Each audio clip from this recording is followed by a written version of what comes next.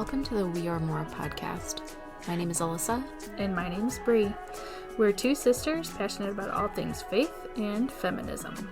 We believe that Jesus trusted, respected, and encouraged women to teach and preach his word. And apparently that's controversial. Get comfy.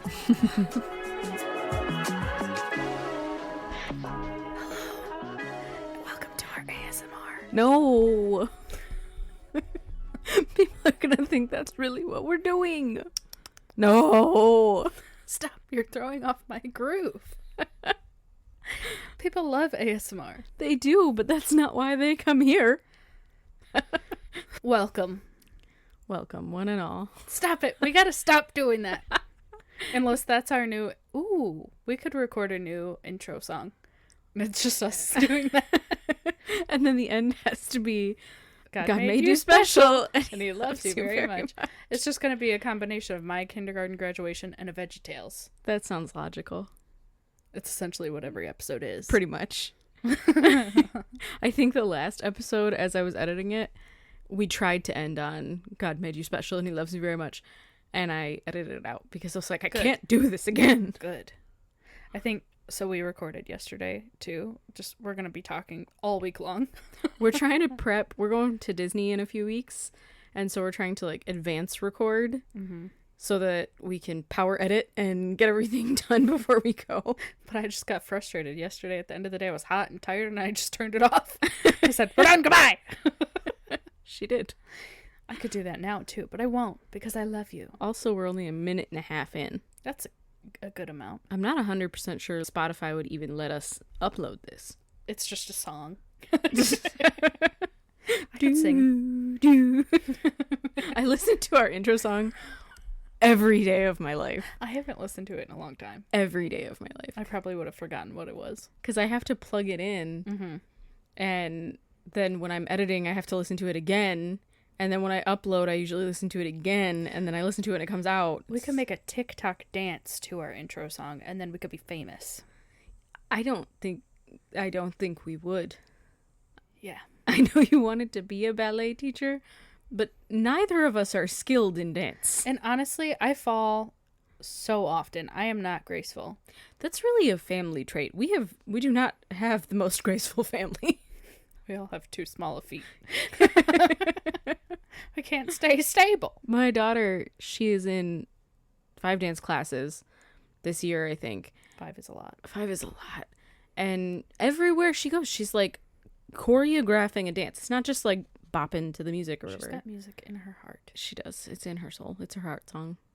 What's that from? Heart Song. There's a penguin movie. It was a super Pebble? inappropriate. No. Oh, Happy Feet. Happy Feet. Thank you. Oh, I was thinking of the other one. Pebble and the Penguin Pebble or and something. the Penguin, yeah. I remember that.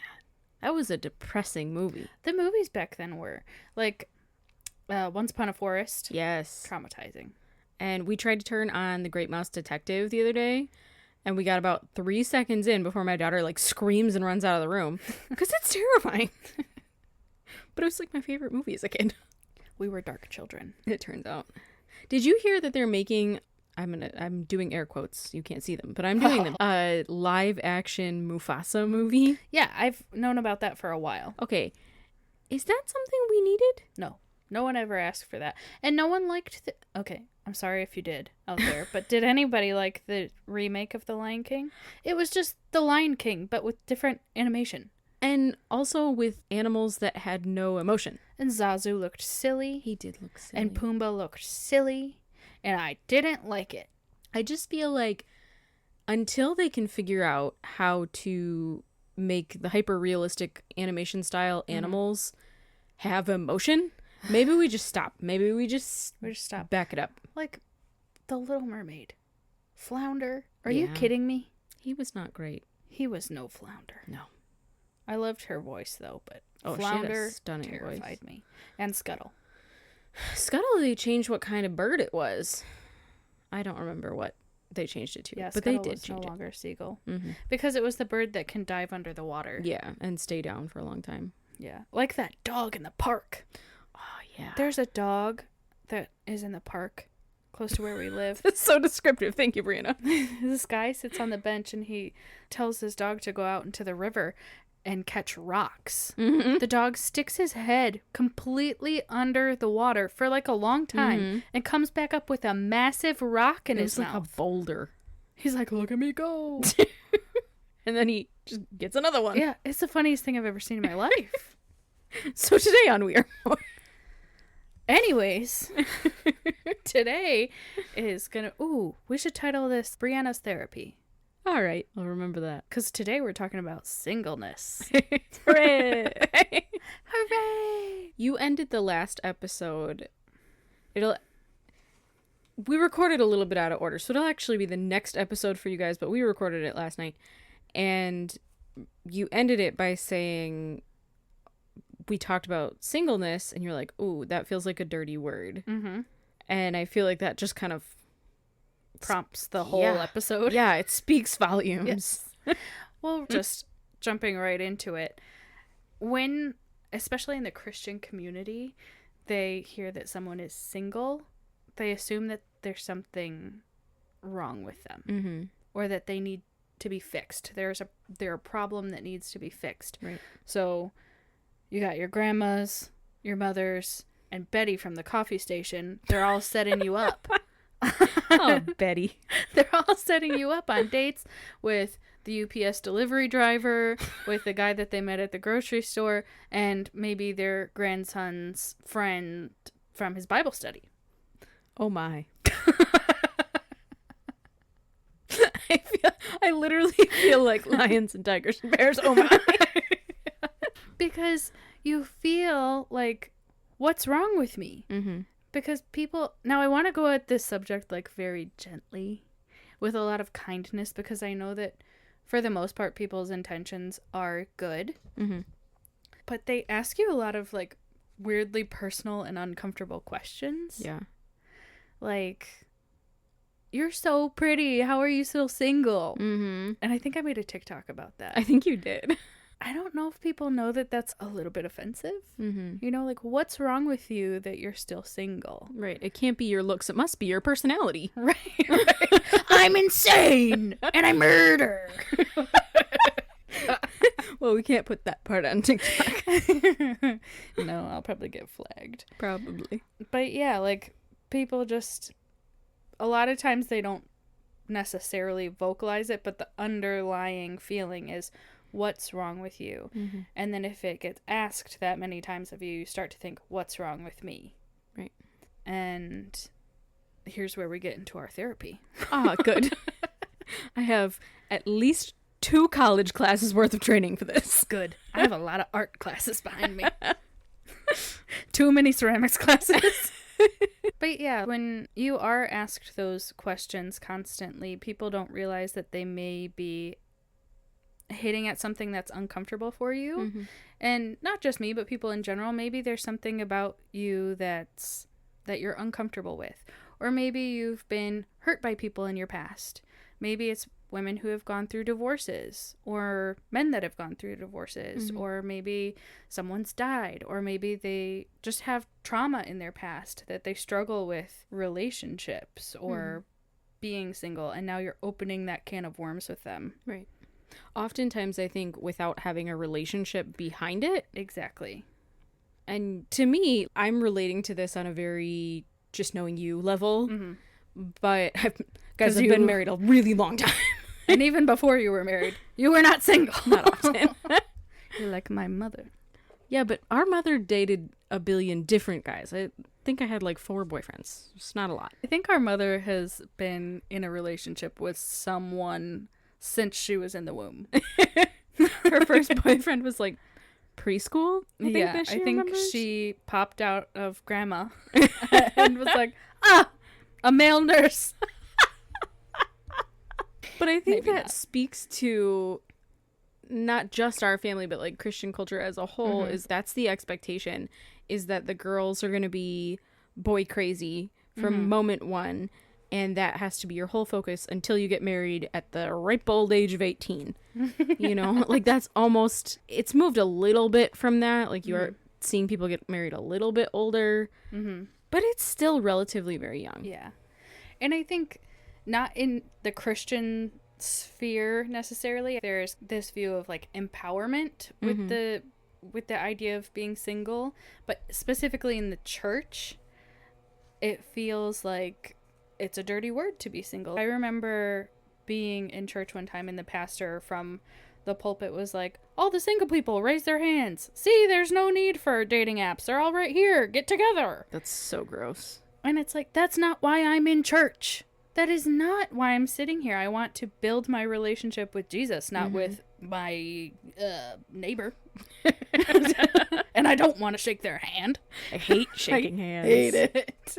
That's the one good thing from COVID. They stopped doing that most places. Not all churches. Not all places. Not that one church I was at. Gosh dang it. I saw a thing online. It was just like a repost of a repost. And someone had told this girl, well, boys don't like to see you show up to class every day in sweats, so you should dress up a little bit nicer. And her response was, well, conveniently, I am not paying $40,000 a year so that Bill from chemistry can have something cute to look at. Get ready guys, I saw this TikTok. It was so funny. I'll have to repost it on our account. This girl is just like, the issue that men are going to have with women now is that they're competing with me because I enjoy my own company enough that now you're not in competition with other men. You're in competition with me. Yes. Can you make me want to spend more time with you than I want to spend with myself? Well, I think that's so valid. Are you bringing enough into my world that it's worth me giving up, and I'm saying this from your perspective, but giving up the freedoms that you have, the ability to, if your work says, hey, we're going to Florida next week, up and go. And I have done that. It's fun. If you want to spend $100 on skincare, you don't need... Whoa, hey, I feel under attack. We've talked about this at least 3 times. But I think there was a time when, for women, I don't want to say had to, but in a lot of ways, you kind of had to find a man. For financial stability, just to survive out in the wild. I mean, realistically, up until semi-recent history, I mean, you look at like the 1950s, 1960s, it would have been tough for a woman to have a job that was fully supporting her. Exactly, yeah. And getting her a house and getting her whatever it was that she needed. And now we are at this place where you don't need a partner. So the question becomes, do you want a partner? And the further question becomes, do I want you as a partner? Because there's also this other trend going around right now where it's like, when you go on a date with a guy, the guys aren't asking questions. The girls are spending all this time asking about your job, about your family, about your aspirations, about so much about you, just to keep the conversation going. But it's completely a one-sided conversation. So by the end of the date, the guy thinks it went great because he got to talk about himself for an hour and a half. But the girl leaves feeling like, wow, I'm drained, and that was not great for me. And there was a time where it would have been like, well, that's just what marriage is, and you just have to accept that that's how men are and whatever. But you don't have to. You don't have to. And I think it's more empowering to say, I'm going to wait until I find that good person. Maybe people are going to be like, oh, your expectations are too high. Oh, no. No, they're not. In fact, I'm going to raise them a little bit higher. Yeah. If you're looking for a lifelong partner, it's tough to live in the same space with somebody, to sleep in the same bed with somebody every night. If you're looking for that, we have talked about way worse on this podcast, okay? If you're looking for that, be so picky, it's insane. One of the things on my notes is, if I wanted to, I would. Well, you've had like 2 proposals basically in the last couple years. If I wanted to be married right now, I could absolutely go on one of the dating apps or contact one of my exes. Oh, they were ready to marry you at that moment. I'm just really great. I don't know what to tell you. There's so much pressure from the Christian community. And I noticed, like, my own therapy, looking back through my life, the reason that I'm on the dating apps, or the reason that I'm going out on these dates with people who really I don't even really care to be around is because of this societal pressure. Mm-hmm. There's something wrong with you and you need to be fixed. And I noticed when I was in these relationships, air quotes, people seemed more comfortable around me, I would say. They felt like, okay, now we can talk to her about this stuff and I have something to communicate with her and relate to her about, rather than, how about me? Am I enough? Can you talk to me about my interests or the things that I aspire to do or my job or whatever it is? That's upsetting. Yeah. It feels icky. Mm-hmm. Like, I'm not enough. And it keeps going back to that question, am I enough? Mm-hmm. Am just me enough? But God says that we are. Yeah. Jesus was single. Jesus was single. Wasn't it Paul that said it's better to be single? I have it written down. All right, Don't Brie. worry. Let's go. So, 1 Corinthians chapter 7, verse 7, he says, I wish that all of you were as I am, but each of you has your own gifts from God. One has this gift, another has not. And then he goes on to say, now to the unmarried and the widows, I say, it is good for them to stay unmarried, as I do. But if they cannot control themselves, they should marry, for it is better to marry than to burn with passion. Paul cracks me up. I know. There is nothing wrong with being single. There's nothing wrong with being married, because each individual has their own calling. Mm-hmm. And I think that we've really screwed it up in the church. Yeah. We've made it kind of a hostile environment for single people. I have not felt comfortable in a church in I don't know how long. Mm-hmm. Because every women's Bible study is geared towards women with children, or sermons are given about being married and the relationship of a married couple. If we're talking about single people at all, it is to fix them. It is to fix them up with someone. It's not saying, hey, you have your own calling. That's great. Right. I don't think that I was as aware of that as I should have been until we started talking about this stuff. Because I've been married for a really long time, and it's hard to get out of your own situation. Mm-hmm. And once we started talking about that, about your discomfort in church and about how they never talked to you and things like that, I started paying more attention. And my gosh, the amount of sermons for married people, parents, which is a different issue, but a similar issue. Yeah.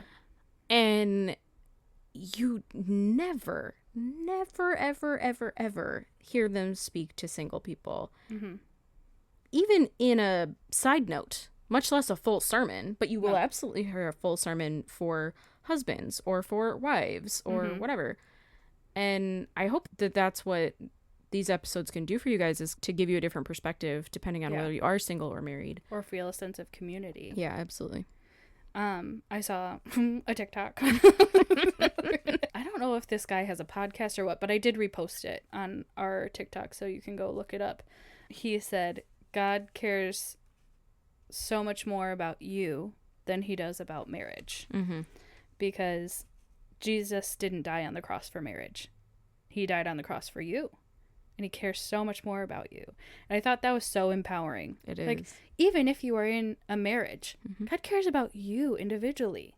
And he cares about your husband or wife individually. Like, more than he cares about the relationship between the two of you. Exactly. And not that he does not care about your marriage, but he cares so much more about you and your relationship with him. And the path that he's laid out for you, whoever you are. I wonder, so when you read that verse, the thing that... Yes, I can read. So proud. That's what stood out to me. Brianna can read. Well! One of the things that stood out to me was the first part where Paul says, I wish you were all as I am. And I think that we talked at the beginning of, we want to be careful not to blame anybody for how they may talk. Mm-hmm. Maybe we want to blame them a little bit. I want to be a little bit kind. But I think that's where most people come from in most situations, not even just this one. When you talk to anybody, it's like, I wish you were a clone of me. because then I would just know exactly what to say to you. Now, first of all, a clone of me would be very annoying, and I would not enjoy that. I totally agree. But I think people who have been happy and fulfilled in their marriages think in their heads, and I hope I'm saying this properly because I'm not really defending the behavior, but I think in their heads they're like, this made me happy and fulfilled me, therefore it must make you happy and fulfill you. Yeah. And we forget that God did not make us all the same way. He did not make us all to be fulfilled in the same way. Mm-hmm. Marriage might be one person's path to happiness. It might not be another's. Mm-hmm. It might be one person's path to misery. And it's not something that you have to absolutely decide right now. Like for me, I am years old and I'm still not sure. Mm-hmm. I don't know if that's something that would make me happy or make me sad. I think it depends on if I happen to find the right person and decide to take a husband. But I'm not sure yet. Yeah. I'm really trying to focus right now on finding my contentment in God instead of finding it in a person, another person, which I wish that we could tell to everybody, married or not. Find your contentment in God, because that's going to fulfill your life so much more. Mm-hmm. I hate the phrase, and even from a married perspective, people say this all the time, he's my other half, he's my better half. It completes me. I hate that. Mm-hmm. Because you need to be, in order to have a healthy marriage, you need to be a whole person all on your own. You need to strive to find what God wants for you all on your own, with or without the spouse. And so if you're only half a person and your spouse is, I guess, the other half of that complete person, you're both a mess. You're bleeding, like organs are falling out. Mm-hmm. It's messy. Be a whole person, please. Isaiah 41:10. If you're looking for something to drive home your point even further, it says, "Fear not, I am with you. Be not dismayed, for I am your God. I will strengthen you. I will help you. I will uphold your righteousness." And then it goes ... because I just Googled it and I only see half the verse. But God should be the one completing you. It should not be a human person. Right. Well, notice that verse does not say, and God will be there for your marriage, and God will be there for both of you. And God didn't necessarily intend for everybody to pair up. Mm-hmm. Because if he had, Jesus would have had a spouse. Yep. Because Right? he is our example. Right. That is, we say WWJD. What would Jesus do? Because Because the thing people still say. they wear it on their bracelets. Do I they don't know. still wear those bracelets? I don't know. I have a playlist on my phone called WWJD. You also have a playlist called Not for Mom. Yeah. I also made one yesterday called The Plane that I'm going to listen to on the plane. But he's who we should be looking at to model our life after. Right. And so maybe everybody should be single. I don't know if we want to go all the way there. I think the point is, you do you, I'll do me. I'm kidding. Thank you. I think that a fear that people have in regards to singleness is that they don't want to die alone.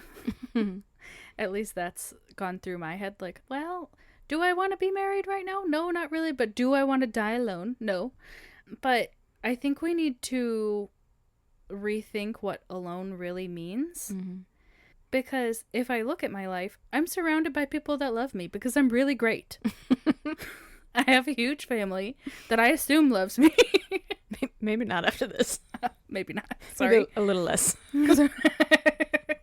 And I have friends around me, and I want to surround other people with love. And I feel like that's not alone. Mm-hmm. You might not be romantically involved with someone, but that doesn't mean that you're any less worthy of love. Mm-hmm. I think the concept of romantic love being like the be all end all is very strange. Mm-hmm. Just because people are horny little devils. Thank you. Mom is not gonna like that. Sorry, Mom. That's definitely a huge part of it. But at the end of the day, romantic relationships can be great. Mm-hmm. I'm not saying anything against them. I have a great husband. But they're not the be all end all of your life. Because anything could happen. Let's say you have the best marriage in the whole world. Your spouse could die. Your spouse could do something terrible. Your spouse could divorce you. There are a million options where even if you get married, you still could die without a romantic partner. I don't want to say alone because you have a choice with your community, but you could die without a romantic partner one way or the other. They could die before you. Our greatest calling as a group of Christ followers is to bring other people to Christ, to glorify the kingdom of God. Our number one calling is not get married, have babies. Yep. Yeah. Thanks, Butker. And yet, like, that is, if an alien race were to come down and go to 20 church services, aliens are real. I'm convinced. Okay, and take a survey of what was talked about in these church services, I absolutely guarantee you that the conclusion behind those 10 church services, without reading the Bible, whatever, just from church, would be Christians are required to get married. I guarantee it. And that's how it feels. Like, it's a requirement to be part of the faith. Like, you don't get to walk in the door. Poor Paul, he didn't know. He wrote half the Bible. He did. He really did. Another major overarching theme, I would say, to singleness is that your life doesn't begin until you find that other person. Yeah. And I have spent so much of my life being like, I'm just waiting for my life to begin. Like, when you're a kid, you're like, sing the song. When will my life... Cut that out. No. When you're a kid, you're like, oh, if I could just get into high school, I'll have some freedom. And then when you're in high school, you're like, I just need to get away from my parents. And you're like, I need to go to college so I can have some freedom, and then my life will really start. And then you get out of college and you're like, I just need to find my partner. Because the world is telling you that you need to find that completeness in a partner, and that right now you're living a half-life. Right. And well, you're only just 50% of a person. Constantly, your whole life is just sitting, waiting, wishing, you know? And I think we need to change that perspective for people. I think we need to tell them, your life has begun, baby girl, whether you like it or not. And you get to make what you want of it. Right. So start doing what you want to do. If that is finding a romantic partner, go find one. They're easy to find. I think I asked you this the other day too, and I think it's applicable to a lot of Christian women. When you are in college as a Christian woman, especially if you go to a Christian college, it is all about marriage. And I know we've talked about this before, but marriage is pushed. And you'll have people asking you if you've gotten your MRS degree yet. Yes, I have been asked that. And then I'm going to say Christian women in particular, and this is not every single Christian woman, but I think that this is a problem that we face as a group, is that you're almost encouraged not to really worry that much about what major you have in college, because you're probably not going to work that much anyway. You're just going to get married and be a stay-at-home mom. And you really don't have to worry about your career that much. Like, just, you know, get a job that'll hold you over until you find a man. Until you start your real life. Right. So was that something that you dealt with? Absolutely. Yeah, I was asked, did you get that MRS degree yet? What's the point of you going to that college anyways? Direct quote. No hate, no shame. Trying to be gentle. Going really well. But yeah, if you didn't know this, I have a degree in art. They really hadn't caught on to that yet. And part of it was just, I was told, just get a degree. Just get a degree, and then you can get whatever job you want, blah, blah, blah. But I think so many women, especially like Christian women, don't anticipate using that degree at all because the idea of marriage is so pushed. And I definitely experienced that. Yeah. And shocker, I'm not married right now, so it's going really well for me. Well, even our mom, and again, she's pretty boy crazy, so. So sorry, Mom. That could be another level of the TikTok that we post. We're going to compile all the times we say, sorry, Mom. And then when we have to say, so sorry, Mom, that's a different one. That's a whole different level. I'm so sorry. But she started college, and this was a different generation, so different time. But she started college assuming that she wouldn't finish. And so she just picked a major, whatever. I can't remember exactly how she chose it. There's a funny story behind it. For me, it was just I had the most credits Yeah. in art. And I was like, I need to get my butt out of this school. Mhm. How Well, can you I were- get it out? How can I get out as soon as I possibly can? We were also spending the most money anyone could spend on college. I'm really hoping this podcast makes us just good jillionaires because I'll pay off my student loans. I'm pretty sure that we picked the most popular topic to make money on. Christian feminism. Christian feminism. People love that. Yeah, they really do. Some people love that. You know who does? Hmm. Our bestie Beth. Our bestie Beth. Actually, so this is totally a side topic, but we've talked about Beth Allison Barr 7 billion times at this point. I know, she is our bestie. And she wrote a book called The Making of Biblical Womanhood, and it's all about how the concept of the modern Christian ideal woman, the tame traditional housewife, etc., came about historically, and how it really was not ever biblical or ever happening even in Jesus's time, how we created it. So just phenomenal book. Definitely I posted read a it. quote today on our Instagram from it. Yeah, you did. But she is coming out with another book. She just announced it. It's not out until March, so that's a bit Can of a we bummer. reorder it? We can pre-order it, but it won't come to us till March. Piss, piss, piss. But if you are interested, it's called Becoming the Pastor's Wife: How Marriage Replaced Ordination as a Woman's Path to Ministry. And once that comes out, I'm going to do 12 whole episodes on that book, I swear. I think it really plays into the singleness aspect here, because in The Making of Biblical Womanhood, she talks about how back in the medieval type era, because that's her specialty, single women were considered closer to God in a way. They were more likely to be taken seriously in the churches. They were more likely to be given responsibilities by the churches, to be able to teach and preach. Because they hadn't done the deed. Yeah. And that Literally, really, that's what it boils down to. which is not, I'm not holding this up as a shining example or anything. That's still stupid. But it's so interesting that we've moved from singleness was a woman's greatest calling or most ability to serve God. And we've moved to now, like she says, becoming a pastor's wife, where for a woman, the closest you can get to serving God in so many Christian circles is marriage.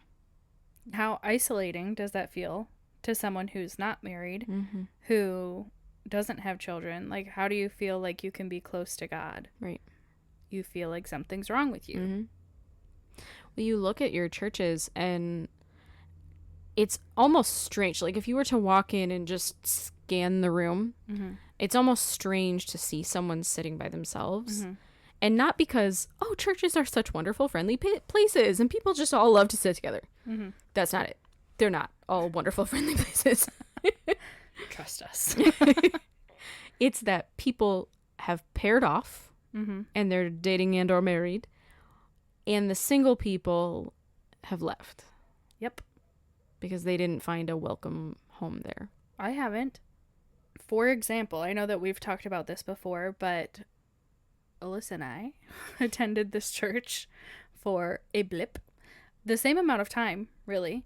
I was there, you and Nathan and the kids were there, and all the people really flocked to you guys because you're a young family, and that's what they want. They want the young blood. That was scary. And they invited you to lunches and dinners, and they made an effort to remember your name. And I had been going there the same amount of time. You were sitting next to me. It's not like yeah. you were like alone on the other side of the room in a corner. Not only did people not bother to know my name. They confused me with you. Yeah. Like, I had several people come up to me and be like, "Oh, where's your husband?" I'm like, that's literally not me. I know that we look alike, but that's my sister. We do And it's look like, alike. I didn't even know you existed. Right. That's how it feels. Right. And that's just time after time how it feels to be a single person in church is just invisible or a problem.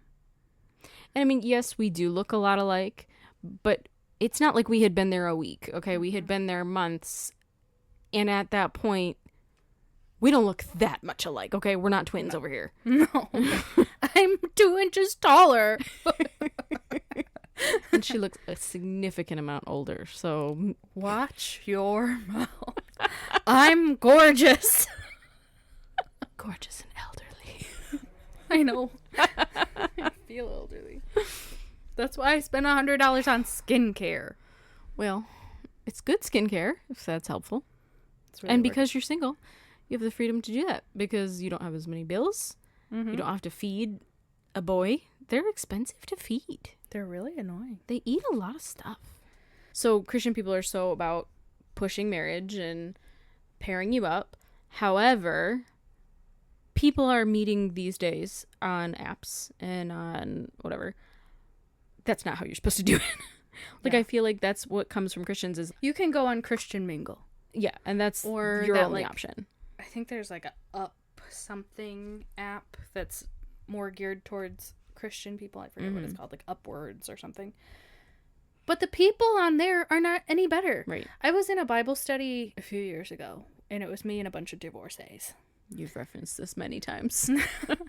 If they're listening, they know who they are. And one of the girls was on that, like, Up Whatever app. Up Whatever. And she's like, honestly, the people that I'm finding on there are not any better. They're more inappropriate, and there's more scammers on there. There are a lot of scammers on those. They're like known for it. Because you're preying on the people who want to pray. I think it's because the assumption, at least, is these people are desperate to get married. As opposed to maybe, Or they're just desperate. yeah. Or maybe another app that's not geared toward Christians would be more like dates, hookups, whatever it is. So they're not necessarily looking for long-term marriage. I think we could do a whole other episode on that, the dating culture of the Christian community and how, personally, I believe it's super toxic. Yeah. Well, I think particularly for someone like either of us, where we have very strong feminist opinions, stereotypically, I think I've not been on the Christian dating apps, okay? But Neither have I. but stereotypically, and you've said you tend to avoid profiles that talk about their faith I do. because of this, because they tend to be more misogynistic. They want, and they will be very vocal about wanting that trad wife type woman. And I don't know if you all have noticed this, but neither of us is that. I like that we look at the computer like, hey guys, did you know? They can see us, I swear. Someday we'll film this so that you can see our faces. But I'm very expressive. That's why I need the skincare. Brie, you'll see how elderly she looks. I do have several gray hair. But talk about avoiding those profiles and why that's been. I do. I avoid when I do decide to jump back on the dating apps about every month or so. Not every month, every other month. You scroll through the profiles and there's like prompts on, get to know this person. And every time I see someone who mentions I'm at church every Sunday and football and dinner, and it's just every time those people that I talk to are the worst. And more often than not, they're very inappropriate too. Yeah. And I don't necessarily have a reason of why that is, but just from experience, it's not good. choked there briefly. It's not good. It's not good for me. It's hard. And like, again, I feel like I'm just on these apps because of this societal pressure, or that's why I'm not very good at them, maybe. Because I don't have a lot of motivation to stay on there. I think that one of the main things that people need to hear from this, and you can correct me if I'm wrong, but I will. okay, is that not just you, but single people in general are not on a perpetual hunt for a partner. Mm-hmm. Some of them might be, but not all of them are. And you, as Brianna, as a single person, are content, and that's okay. I'm a really great time. I'm good company sometimes. But I think we should be really encouraging the people in our lives, especially the women, to find their contentment in God. Mm-hmm. So rather than the first question you ask me after not seeing me for a while being like, have you found anyone yet? Are you dating? Are you in want of a husband? Maybe ask me something different. Maybe ask me, and I am trying to be very gentle and kind because I appreciate that people care about me and want to see me happy. But maybe my happiness doesn't lie just in another person. Maybe ask me, how's my relationship with God going? Or have you had any luck in church lately? It just feels really isolating. And I hope that through this podcast, we're able to make someone feel a little less alone, a little more heard, a little more understood. I remember my friend got married, and I was one of her bridesmaids. And all of the other bridesmaids that I was standing up with, she was announcing us and being like, oh, and this person's been married to this person, and this person's married with this person. But she said, and Brie is just like rocking out her best single life. And she had no judgment, nothing about it. It was just, she was happy and proud of me for being single. And that was so, because I was so anxious about it when she was saying that. I was like, whoa. Yeah, I felt anxious when you started saying that. I know. But no judgment. No, like, oh, she should be with someone. No. She's living her best single life. I'm picturing that same scenario happening at the countless other weddings we've been in and at. And I imagine if that happened at those other weddings, them saying something like, and she's single, boys. She's on the market. Yeah. And that's something that I would do to myself. And I have done to myself just to break the tension of it. Right. But that's the issue, is that there is tension. Yeah. Why is there tension to begin with? Because single is a dirty word in the Christian community. And there's always this, this deep breath when people mention being single. I think one of the hard things too, and I'll probably talk about this a little bit more in the episode where we talk about being married in the church. But again, because we have this podcast, there's this perception that strong women are intimidating to men. Now, I know that's not true of every man, and I hope it's not true of most. I don't know. I've been told that before. Well, you're just really intimidating. Like, it's a bad thing. I've been told I'm too much. Yeah. You're not too much. You're not intimidating. You are who you are. And if someone can't deal with that, then they are not worth having in your life. Oh, I love that. Sing it to the people. A bad marriage is not better than being single. I've seen so many instances of this. A bad marriage is not better than being single and finding contentment in yourself and God. Because God cares about you as an individual more than your marriage. Right. Really let that sink in, ladies and germs. God made you special. Stop it. We can't. People are going to start calling us Bob and Larry. What are the girls in VeggieTales? I want to be Bob or Larry. I want to be Bob. Okay, you can be Bob. And you can be Barbara Manatee. All right, I'll be a manatee. That feels reasonable to me. I've always said that about you. Okay, guys. So next week we are talking. What are we talking about? Oh, the woman at the well.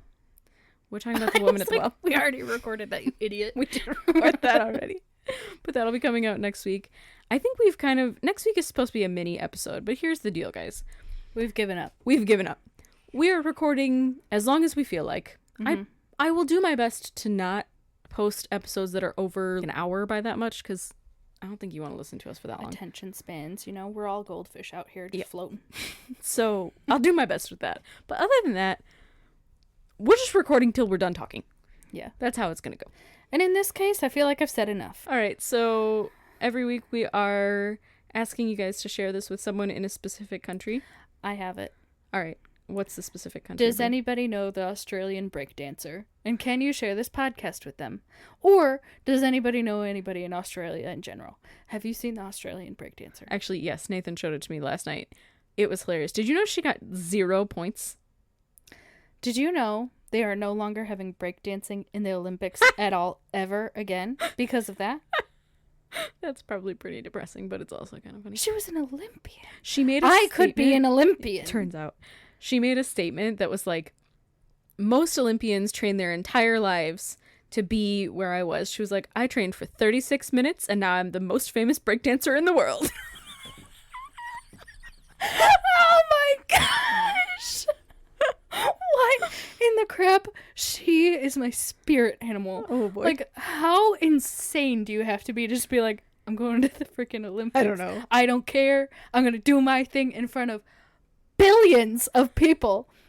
I love her. I just want to know how I think her she, name's Rachel. how did she get there? Like, who approved this? I feel like, you know my friend Stacy, shout out. Hey, Stacy. I feel like she would do that. Oh, 100%. And that is my spirit animal. Stacy? Yeah, she's a good time. All right. All right, so in conclusion, share with the Australian breakdancer / anybody in Australia you happen to know, or share it with anyone that you think might be interested in these kinds of topics. I would love to hear if you're single. Not because I'm trying to date you. Just your experiences, if you've had any you want to share or us to share with the pod, or you just want to talk. You can find us on TikTok or Instagram. Or Facebook, I think. Yeah, if you search the hashtag #WeAreMore on any of those, you should be able to find us. You can DM us. I'll probably send you a fun GIF. Oh, good. That's not intimidating at all. Or maybe I'll share all the TikToks I can possibly think of with you. They don't want that. Don't do that to I'll them. be your pen pal. Oh. Okay, goodbye. Before Bree says more scary things. I can do whatever I want. Goodbye, love you. Bye.